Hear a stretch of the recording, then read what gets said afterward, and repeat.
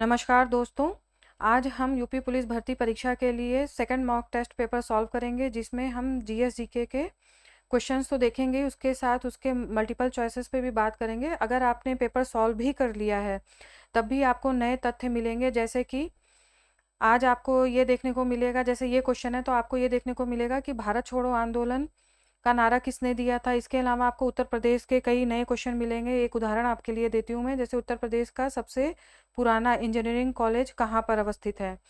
इसके अलावा कार्तिक लोक नृत्य कहाँ पर है, चित्रकला की लखनऊ शैली का विकास किसने किया था। इस तरह से आपको नए नए क्वेश्चन और तथ्य मैं दूंगी। और चूंकि आप पुलिस का एग्ज़ाम देने जा रहे हैं तो आपको कई सारी धाराओं की भी जानकारी होनी चाहिए, जैसे कि पुलिस लोक सड़क आदि व्यवस्था बनाए रखने के लिए कौन सी धारा लगेगी। तो ये सब जानकारी आपको होनी चाहिए। तो चलिए आज हम प्रारंभ करते हैं गौरव ज्ञान एकेडमी के साथ। मैं नीतिका। तो अगर आप मेरे चैनल पर नए हैं तो प्लीज़ मेरे चैनल को सब्सक्राइब कीजिए, लाइक कीजिए एंड शेयर कीजिए। तो चलिए प्रारंभ करते हैं। तो आज का पहला क्वेश्चन है, हालांकि क्वेश्चन काफ़ी सिंपल है लेकिन इसमें मैं नए नए तथ्यों को शामिल करूंगी, जिससे कि आपको ठीक ठाक नॉलेज हो जाएगी। तो महात्मा गांधी ने करो या मरो का मंत्र किस आंदोलन के समय दिया था। तो आपके ऑप्शन है असहयोग आंदोलन, बी ऑप्शन सविनय अवज्ञा आंदोलन, सी ऑप्शन व्यक्तिगत सत्याग्रह, डी ऑप्शन भारत छोड़ो आंदोलन। तो इसका सही आंसर होगा भारत छोड़ो आंदोलन। देखिए, जो भारत छोड़ो आंदोलन था 14 जुलाई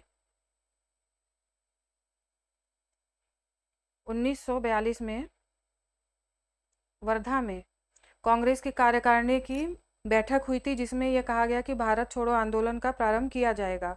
लेकिन इसका जो शुभारंभ था वो हुआ था 8 अगस्त, 7 या 8 दोनों तारीख मिलती है। तो आप पहले अगर ऑप्शन में 7 हो तो 7 सही मानिएगा। 7 अगस्त 1942 को बम्बई के ग्वालिया टैंक नामक स्थान से इसे प्रारंभ किया गया।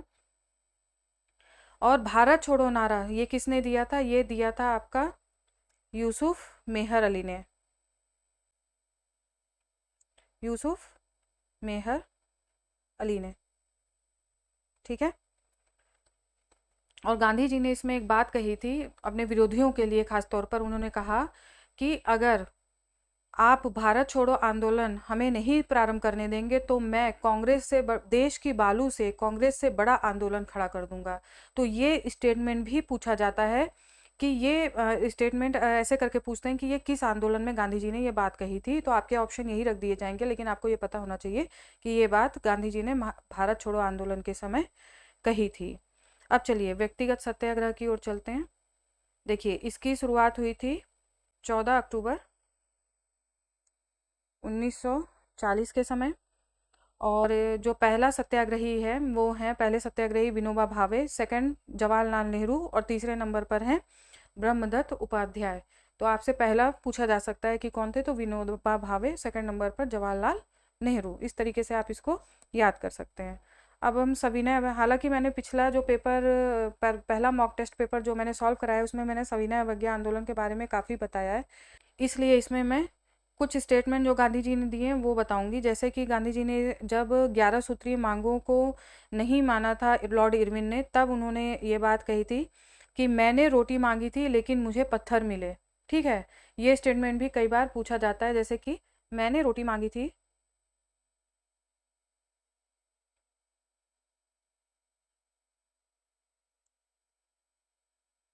लेकिन मुझे पत्थर मिले।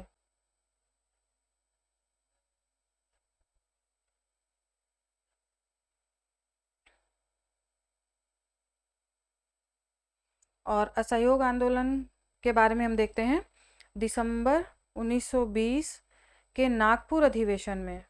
ठीक है, नागपुर अधिवेशन में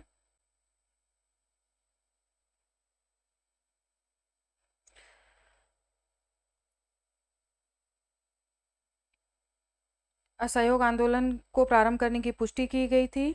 और यहाँ पर ये बात की गई थी कि अब ब्रिटिश साम्राज्य के भीतर और आवश्यक हो तो बाहर भी हम स्वराज का लक्ष्य रखेंगे। इस तरह से इससे पहले जो था ब्रिटिश शासन के भीतर स्वराज के लक्ष्य की प्राप्ति की बात की गई थी, जबकि असहयोग आंदोलन के बाद ये बात कही गई, असहयोग आंदोलन के साथ ये बात कही गई कि ब्रिटिश राज्य के भीतर या आवश्यकता पड़ी तो उससे बाहर भी हम स्वराज के लक्ष्य को प्राप्त करेंगे। इस तरह से आपके ये चारों ऑप्शन के कई सारे तथ्य आपको देखने को मिले।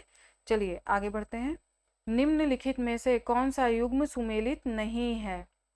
ठीक है, तो स्थापना वर्ष देखिए, आर्य समाज 1875, बी ऑप्शन है रामकृष्ण मिशन 1892, सी ऑप्शन है प्रार्थना समाज 1867, डी ऑप्शन है थियोसॉफिकल सोसाइटी 1875। तो इसका सही आंसर है रामकृष्ण मिशन, क्योंकि इसकी स्थापना हुई थी 1897 में। ठीक है, और इसकी स्थापना की थी स्वामी विवेकानंद ने। स्वामी विवेकानंद।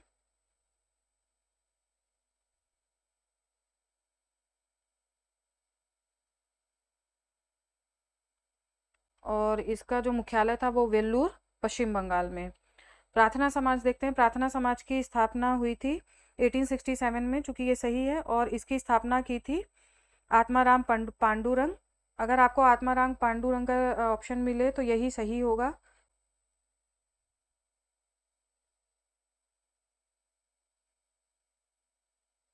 MG रनाडे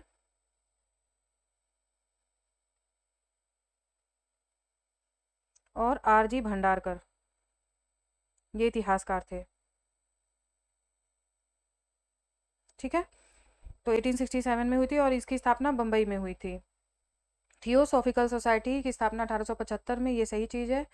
और मैडम ब्लावत्स्की और कर्नल अलकॉट इसके संस्थापक थे। और भारत में एनी बेसेंट ने इसकी स्थापना की थी, थियोसॉफिकल सोसाइटी, जिसका मुख्यालय मद्रास में था।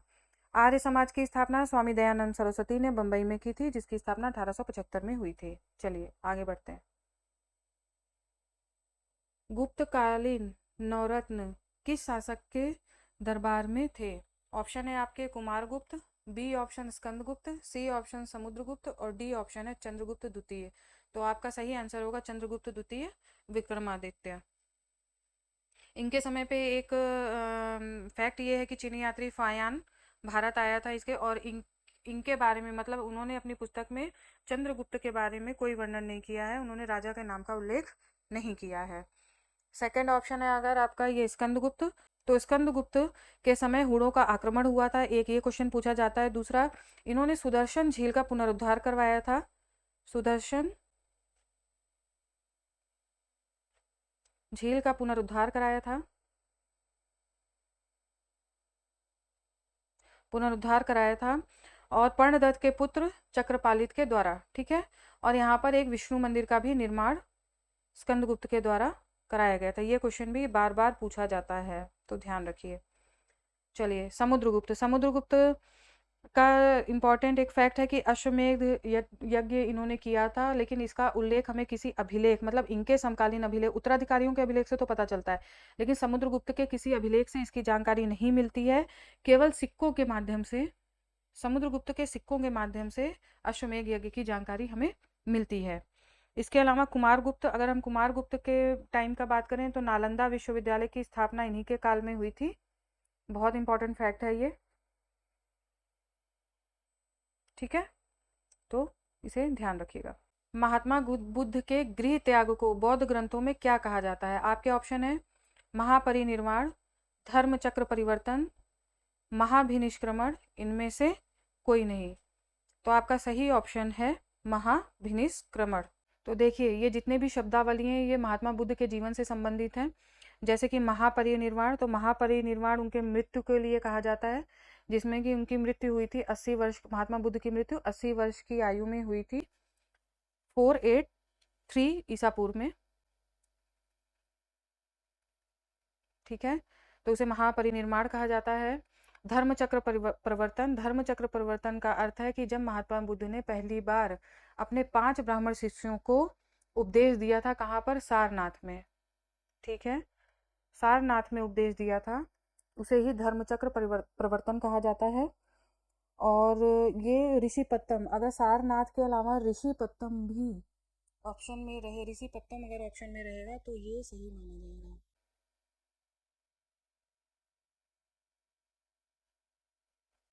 आगे बढ़ते हैं। सांची के स्तूप का निर्माण किसने कराया था? आपके ऑप्शन हैं चंद्रगुप्त मौर्य, बिंदुसार, अशोक और कनिष्क। तो आपका सही आंसर होगा अशोक। सहतारा या सितार का जनक निम्नलिखित में से किसे समझा जाता है? आपके ऑप्शन हैं मियाँ तानसेन, बैजू बावरा, अमीर खुसरो, बड़े गुलाम अली खान। तो इसका सही आंसर होगा अमीर खुसरो। मैंने आपको जो पहला मॉक टेस्ट पेपर कराया उसमें अमीर खुसरो के बारे में कई जानकारियां दी हैं, तो वो वहां से आप देख सकते हैं। नेक्स्ट क्वेश्चन है, निम्नलिखित में से कौन सा युग्म सुमेलित नहीं है? आपके लिए जब भी नहीं क्वेश्चन पूछा जाए तो वहां पे अपना एक एरो, मैं बार बार ये बात बताती हूँ, एक एरो जरूर वहां पे करिए, तो इससे आपके क्वेश्चन सही होने के ज्यादा चांसेस हो जाते हैं। ठीक है, तो दर्रे और अवस्थिति, तो आपके ऑप्शन इस तरह से हैं, जोजिला जम्मू कश्मीर, बारालाचला हिमाचल प्रदेश, लिपुलेख उत्तराखंड और बोमडिला सिक्किम। तो इसमें सही आंसर मतलब जो नहीं है वो है सिक्किम में बोमडिला, क्योंकि बोमडिला जो है वो आपका है अरुणाचल प्रदेश में, अरुणाचल प्रदेश में है ये।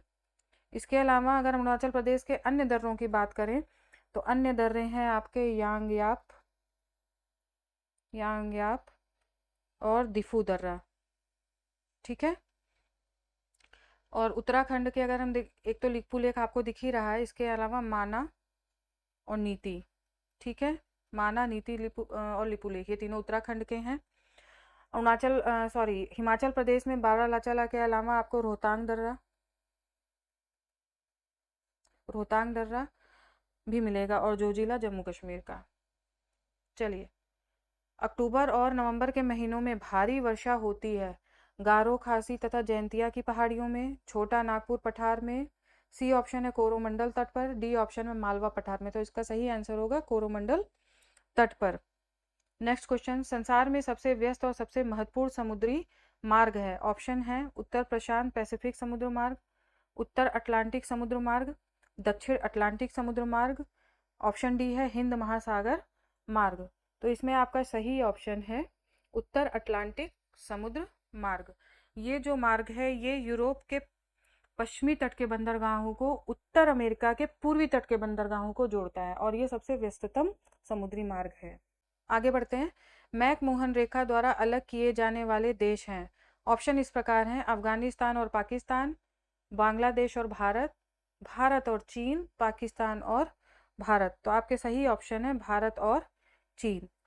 अब पाकिस्तान और भारत को कौन से रेखा अलग करती है? वो है रेड क्लिफ। ध्यान रखिएगा, ये छोटे छोटे क्वेश्चंस भी ना कई बार आप गलत कराते हैं, जिसकी वजह से इनकी वजह से आप मेरिट में डाउन चले जाते हैं। देखिए, अफगानिस्तान और पाकिस्तान डूरंड रेखा, ध्यान रखिएगा। कौन सा राष्ट्रीय राजमार्ग नागपुर को कन्याकुमारी से जोड़ता है? तो आपका ऑप्शन है NH7। ठीक है, अब भारत का सबसे लंबा जो राजमार्ग है, सबसे विशाल राजमार्ग है, वो है NH44, जो कश्मीर से कन्याकुमारी तक गया हुआ है। वह अवस्था जिसमें मुद्रा का मूल्य गिर जाता है और कीमतें बढ़ जाती हैं कहलाती हैं? ऑप्शंस आपके इस प्रकार है, मुद्रास्फीति, मुद्रा अपस्फीति, रिसेशन, एमोर्टाइजेशन। तो आपका सही आंसर है इसमें मुद्रास्फीति। मुद्रास्फीति में क्या होता है कि मुद्रा का मूल्य गिर जाता है और कीमतें बढ़ जाती हैं। जैसे कि किसी भी वस्तु की कीमत, अगर मान लीजिए मुद्रास्फीति के समय क्या होगा, उसकी कीमत बढ़ जाएगी। जैसे कि मान लीजिए कोई चीज़ है, मान लीजिए माचिस है, जो आज के समय पे 1 रुपए में मिल रही है, अब मुद्रास्फीति के समय में हो सकता है वो 2 रुपए में एक मैच बॉक्स आपको मिलने लग जाए। तो यहाँ पे हम क्या देखते हैं कि मुद्रा का मूल्य गिर रहा है। डॉलर की अपेक्षा अगर हम कंपेयर करते हैं कि हमारा मुद्रा का मूल्य गिर रहा है लेकिन उसकी कीमतें बढ़ गई हैं, तो ये मुद्रास्फीति की स्थिति कहलाती है। और अपस्फीति क्या होता है, जस्ट इसका विपरीत होता है। यहाँ पर मुद्रा का मूल्य बढ़ जाता है और कीमतें घट जाती हैं, तो ये मुद्रा अपस्फीति की इसको मुद्रा अपस्फीति कहते हैं। और रिसेशन क्या होता है? रिसेशन यानी हिंदी में इसको मंदी बोलते हैं। जब जो चीज़ें सामान्य रूप से चलती रहती हैं, अर्थव्यवस्था के भाषा में अगर हम बात करें तो जो चीज़ें सामान्य रूप से चलती रहती हैं, जैसे कि व्यापार हुआ, व्यापार वाणिज्य हुआ, इसके अलावा जो हमारा उत्पादन या होता है, वो सारी चीज़ें जब सामान्य परिस्थिति में चलती रहती हैं, तो उसमें जब बहुत बड़े फेरबदल हो जाते हैं, जैसे कि निरंतर अवधि के दौरान सामान्य आर्थिक गतिविधि में कमी, जैसे व्यापार जो होगा वो अचानक से डाउन हो जाएगा, अचानक से हमारे जो उत्पादन होंगे वो समाप्त होने या ख़त्म के कगार पे पहुंच जाएंगे, तो ऐसी स्थिति को हम मंदी या रिसेशन बोलते हैं। आपको याद हो को विश्वव्यापी मंदी जो अभी आई थी 2008 में, हो सकता है कि आप लोगों को वो उसके बारे में थोड़ा बहुत नॉलेज हो। चलिए आगे बढ़ते हैं। ये भारत में हरित क्रांति की शुरुआत कब हुई थी? ठीक है, आपके ऑप्शन है वर्ष 1960 से 61, 64 से 65, 66 से 67 और वर्ष 70 से 71। तो आपका सही आंसर है 66 से 67।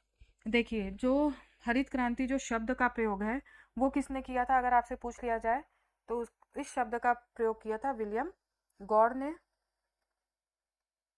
ठीक है, और हरित क्रांति के जनक के बारे में अगर बात की जाए तो वो है नॉर्मन बोरलॉग, ये आपको पता होगा, और भारत में MS स्वामीनाथन। ठीक है, भारत की राष्ट्रीय आय में सर्वाधिक योगदान किस क्षेत्र का है?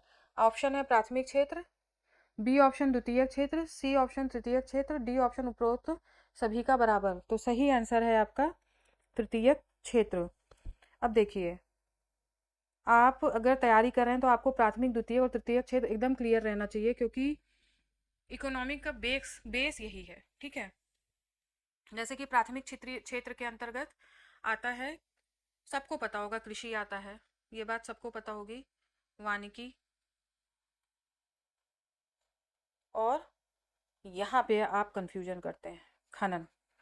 इस पॉइंट पर आप जाके कंफ्यूज कर जाते हैं कि खनन अगर अगर ऑप्शन में आ गया और ये किस क्षेत्र से संबंधित है, तो आप कंफ्यूज कर जाएंगे कि ये द्वितीयक से है या तृतीयक से है, लेकिन नहीं, ये आपका प्राथमिक क्षेत्र से संबंधित है। ठीक है, ये ध्यान रखना है। खनन द्वितीय क्षेत्र में आपके आते हैं विनिर्माण इकाइयां, लघु स्तरीय इकाइयां और बहुराष्ट्रीय निगम। बहुराष्ट्रीय निगम,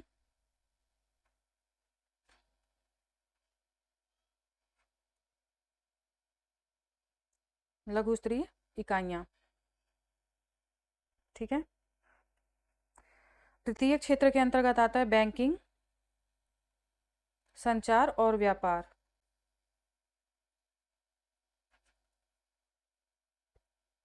ठीक है, अब देखिए, इसको हम इस तरह से भी समझ सकते हैं, जैसे कि उदाहरण के रूप में, जैसे कि अगर एक कार का निर्माण अवस्था है कि उसमें टायर लग रहा है, उसमें इंजन लग रहा है और बहुत सारी चीज़ें जितनी भी कार में प्रयोग की जाती हैं, अगर वो बन रही हैं, तो वो आपका आता है द्वितीय क्षेत्र के अंतर्गत। ये ध्यान रखिएगा, वो आपका आता है द्वितीय क्षेत्र के अंतर्गत।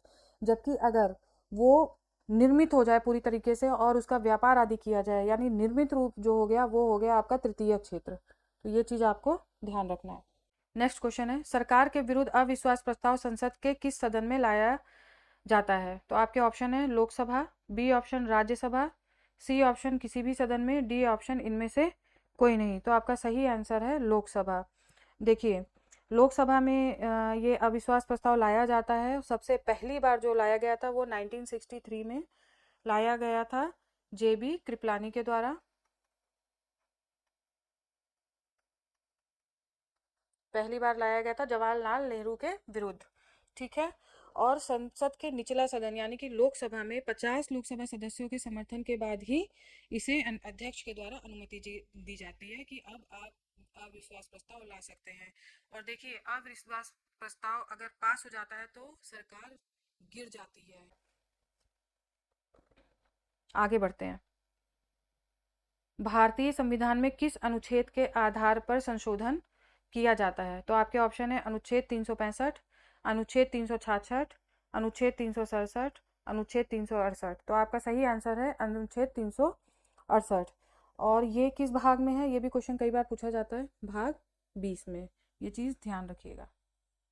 नेक्स्ट क्वेश्चन है, भारतीय संविधान के किस अनुच्छेद में राज्य के नीति निर्देशक तत्वों का उल्लेख हुआ है? आपके ऑप्शन है अनुच्छेद 33 से 46, अनुच्छेद 34 से 48, अनुच्छेद 36 से 51, अनुच्छेद 34 से 52। तो इसका सही आंसर है अनुच्छेद 36 से 51। नेक्स्ट, निम्नलिखित में से किसे लोकसभा की कार्रवाइयों में भाग लेने का अधिकार तो है परंतु मत देने का अधिकार नहीं है? तो आपके ऑप्शंस इस प्रकार हैं, महान्यायवादी, महाधिवक्ता, विपक्ष का नेता, राज्यसभा का सभापति। तो आपका सही आंसर होगा महान्यायवादी। इस समय आप बताइए महान्यायवादी कौन है, प्लीज कमेंट करके बताइएगा। फिर भी मैं बता देती हूँ कि के वेणुगोपाल, ध्यान रखिएगा, के वेणुगोपाल। और ये आपके आर्टिकल 76 में महान्यायवादी की बात की गई है। राष्ट्रपति के द्वारा इनकी नियुक्ति की जाती है, ठीक है, राष्ट्रपति के द्वारा इनकी नियुक्ति की जाती है। और इनकी जो योग्यता होती है वो सर्वोच्च न्यायालय का न्यायाधीश नियुक्ति की योग्यता इनकी होती है। और ये भारत सरकार का कानूनी सलाहकार होता है। भारत सरकार जो भी चीज़ें इनसे सलाह मांगती है वो महान्यायवादी का कर्तव्य है कि वो भारत सरकार को इसकी सलाह देंगे। नेक्स्ट क्वेश्चन, गोल किस प्रसिद्ध भारतीय हॉकी खिलाड़ी की आत्मकथा है? आपके ऑप्शन है मेजर ध्यानचंद, रूप सिंह, केडी सिंह, राम जयपाल सिंह। तो सही आंसर है इसका मेजर ध्यानचंद।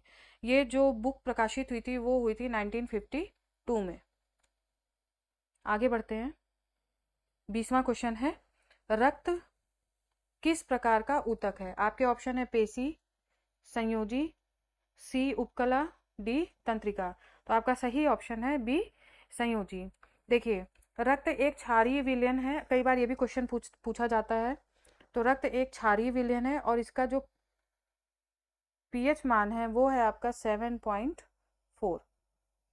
नेक्स्ट क्वेश्चन, श्रव्य परिसर में ध्वनि तरंगों की आवृत्ति क्या होती है? तो आपके ऑप्शन है 20 हर्ट्ज से 20,000 हर्ट्ज, 1 हर्ट्ज से 10 हर्ट्ज, 20,000 हर्ट्ज से 40,000 हर्ट्ज, उपरोक्त में से कोई नहीं। तो आपका सही आंसर होगा 20 हर्ट्ज से 20,000 हर्ट्ज। आगे बढ़ते हैं। निम्न में से कौन सा पौधागत प्रभाव हरित गृह पर ज्यादा असर डालता है? ऑप्शन है आपका ओजोन, बी कार्बन मोनोऑक्साइड, सी कार्बन डाइऑक्साइड, डी जलवाष्प। तो इसका सही आंसर होगा सी कार्बन डाइऑक्साइड। नेक्स्ट, धूम कोहरा या स्मॉग में मौजूद आंख में जलन पैदा करने वाला एक शक्तिशाली द्रव्य है। तो आपके ऑप्शन है nitric oxide, B option sulphur dioxide, C option है परऑक्सी एसिटिल नाइट्रेट और डी ऑप्शन है कार्बन डाइऑक्साइड। तो आपका सही आंसर होगा सल्फर डाइऑक्साइड। देखिए, जो स्मॉग होता है ना वो भी वायु प्रदूषण का एक प्रकार ही है। अगर आपने कभी महसूस किया हो कि जब विंटर होता है तो उस टाइम पे आंखों में कभी कभी जलन होती है, तो वो सबसे बड़ा कारण उसका सल्फर डाइऑक्साइड के कारण है। और ये बनती कैसे, किस प्रकार से, जहाँ जिस भी क्षेत्र में जहाँ कोयला दहन और जीवाश्म ईंधन का ज़्यादा से ज़्यादा दहन होता है वहाँ पर ये स्मॉग की परिस्थिति पैदा हो जाती है और फिर ये सल्फर डाइऑक्साइड के कारण लोगों की आंखों में जलन होता है। चलिए आगे बढ़ते हैं।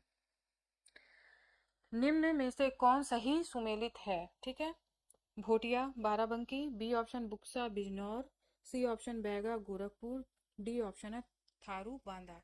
तो आपका सही ऑप्शन होगा बुक्सा बिजनौर की जनजाति है। थारू अगर उत्तर प्रदेश में बात की जाए तो गोरखपुर के तराई एरिया में थारू जनजाति के लोग रहते हैं।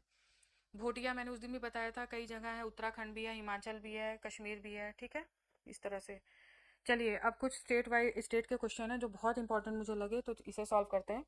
उत्तर प्रदेश में प्रथम विकलांग विश्वविद्यालय कहाँ स्थापित किया गया? आपके ऑप्शन है कानपुर, बी लखनऊ, सी चित्रकूट, डी बांदा।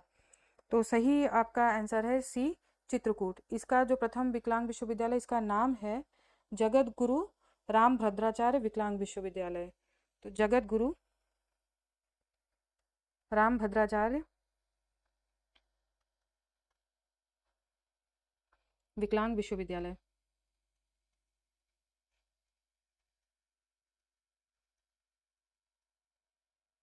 तो आपसे ये नाम देकर भी सीधे पूछा जा सकता है कि ये कहाँ पर स्थित है, ठीक है। आगे बढ़ते हैं। उत्तर प्रदेश का सबसे पुराना इंजीनियरिंग कॉलेज अवस्थित है? ऑप्शन है वाराणसी, बी ऑप्शन है लखनऊ, सी ऑप्शन है आगरा और डी ऑप्शन है अलीगढ़। तो इसका सही आंसर होगा सी आगरा। जो यहाँ पे इंजीनियरिंग कॉलेज की स्थापना हुई थी वो 1917 में हुई थी। दयालबाग एजुकेशनल इंस्टीट्यूट करके नाम है उसका, ठीक है। और वाराणसी में जो इंजीनियरिंग कॉलेज की स्थापना हुई थी वो 1919 में हुई थी, इससे 2 साल बाद, इसीलिए इसमें सही आंसर आगरा है। उत्तर प्रदेश में चित्रकला की लखनऊ शैली का विकास किसने किया? तो ऑप्शन है ललित मोहन, शिवनंदन नौटियाल, विश्वनाथ मेहता और डी ऑप्शन है आपका असित कुमार हलदार। तो सही ऑप्शन है आपका असित कुमार हलदार। आगे बढ़ते हैं। कार्तिक एक लोक नृत्य है। ऑप्शन है बुंदेलखंड, बी ऑप्शन है अवध, सी ऑप्शन है पूर्वांचल, डी ऑप्शन है रुहेलखंड। तो आपका सही आंसर है बुंदेलखंड। ये कार्तिक जो है बुंदेलखंड का लोक नृत्य है और यहाँ पे श्री कृष्ण और गोपी का रूप धर करके ये लोक नृत्य किया जाता है। नेक्स्ट क्वेश्चन देखते हैं। मध्यकाल में उत्तर प्रदेश की प्रमुख चित्रकला शैली थी। ऑप्शन है मिर्जापुर शैली, बी ऑप्शन मथुरा शैली, सी ऑप्शन बुंदेली शैली, डी ऑप्शन है मुगल शैली। तो सही आंसर है मुगल शैली। चलिए आगे बढ़ते हैं। थाने का भार साधक अधिकारी के अनुसार होता है। ऑप्शन है उपनिरीक्षक, सहायक उपनिरीक्षक, सर्किल इंस्पेक्टर या इंस्पेक्टर। तो आपका सही आंसर होगा उपनिरीक्षक। आगे बढ़ते हैं। पुलिस लोक सड़क इत्यादि पर व्यवस्था बनाए रखेगी। यह है धारा 30, धारा 33, धारा 38 और धारा 36। तो आपका सही आंसर होगा धारा 33। पुलिस उत्तर प्रदेश संशोधन अधिनियम 2001 के प्रवृत्त होने की तिथि क्या है? ऑप्शन है आपके 15 अगस्त 2001, 26 जनवरी 2001, 10 अगस्त 2001, 14 मार्च 2001। तो सही आंसर होगा 10 अगस्त 2001। ये क्वेश्चन भी आपको ध्यान रखने की आवश्यकता है। ये जल्दी कहीं मिलते नहीं है बुक्स में, लेकिन ये क्वेश्चन आते जरूर हैं। हर आपके जो हर शिफ्ट हो, जिस भी शिफ्ट में ये क्वेश्चन आपको जरूर दिख जाएंगे, तो छोड़ के नहीं जाना इन्हें। पुलिस अधिनियम की किस धारा में पुलिस अधिकारियों के कर्तव्यों का प्रावधान है? ऑप्शन है आपके धारा 21, धारा 22, धारा 23 और धारा 24। तो सही आंसर है आपका धारा 23। नेक्स्ट देखिए, ईमेल खाते में स्टोरेज एरिया होता है जिसे अक्सर क्या कहा जाता है?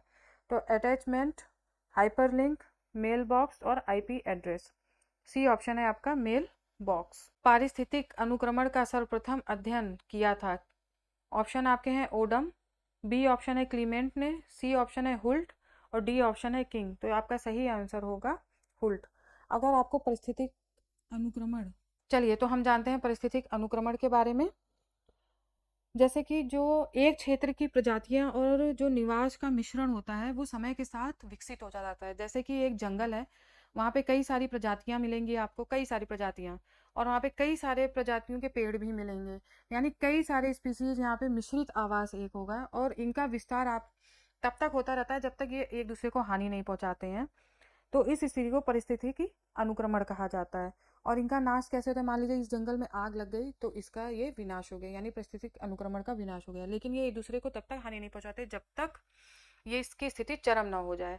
तो इस तरह से इसको उदाहरण के माध्यम से समझा जा सकता है। नेक्स्ट, वर्ष 2024 में वैश्विक मेगा वस्त्र कार्यक्रम भारत टैक्स 2024 कहाँ आयोजित किया गया था?